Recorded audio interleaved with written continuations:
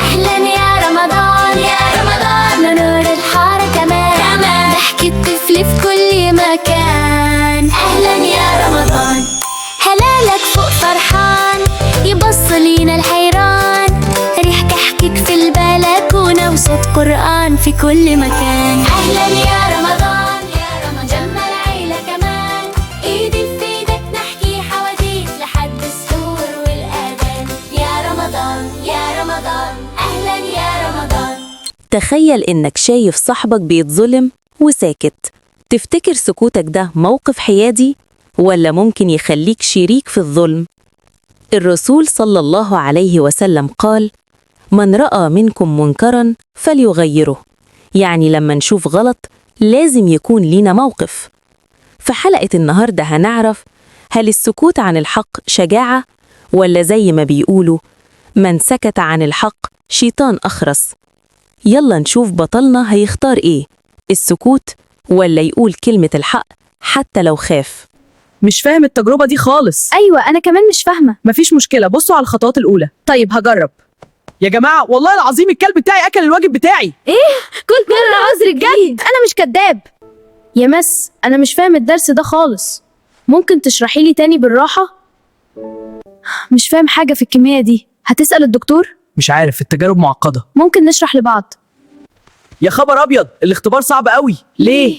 الكيمياء دي هتجنني. متقلقش أنا هساعدك. طيب يا شباب هنعمل التجربة دي مع بعض. تمام، الأول هنسخن السائل في الأنبوبة دي، وهيحصل إيه ونغاز ونشوفه قدامنا. بصوا بقى هحط نقطتين في الحلة دي. حلو قوي، اللون بيتغير لأخضر. أنا كمان عايزة أسأل. مش فاهم التفاعل الكيميائي ده، ممكن تشرحي لي؟ أيوة بص، المادة دي بتتفاعل مع الحمض. في التغير اللوني ده. العفو. بصوا يا جماعة التفاعل بدأ، الألوان بتتغير، حاجة تحفة. ده أحسن درس علمته. صح ممتاز. بص حصل حاجة غريبة في الكيمياء. ايه اللي حصل؟ بالسائل ده بيغلى الآن. حط الدورة على الترابيزة بسرعة. طيب خلاص يا جدع، سيب الخليط ده يهدى. بص فقاعات بتكتر بسرعة. طيب خلاص.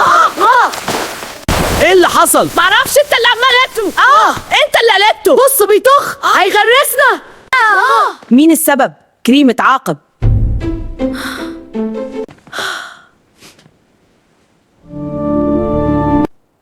بس انا ما عملتش حاجة. النهارده في الشغل كان يوم حلو.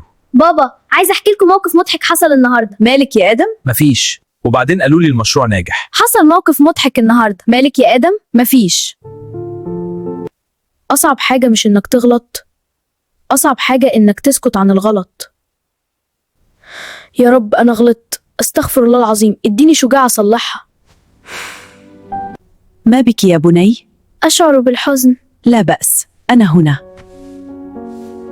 ماما أنا خايف. خايف من إيه يا حبيبي؟ من الضلمة. متخافش، أنا معاك. أنا عارفة صوتك لما تبقى زعلان، حتى لو قلت مفيش.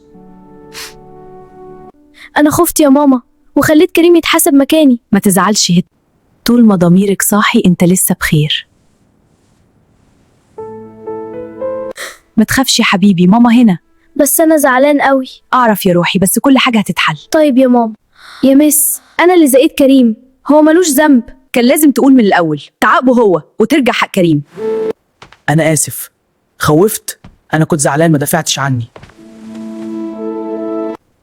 يا ميس أنا مسامح علشان هو صاحبي. أحسنت يا بني، هذا رأي طيب. شكرا يا ميس. أنا آسف، خفت. أنا كنت زعلان مش عشان العقاب، كنت زعلان عشانك ما دافعتش عني.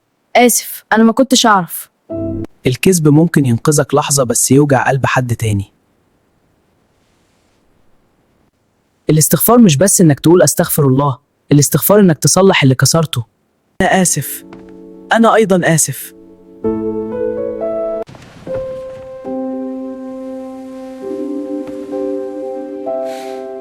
لو شفت حد بيتظلم في مدرستك هتسكت ولا هتكون بطل وتقول الحق؟ اكتب رأيك تحت، اكتب في التعليقات واشترك في قناتنا واستني كل جديد، احنا بنكبر بيكم.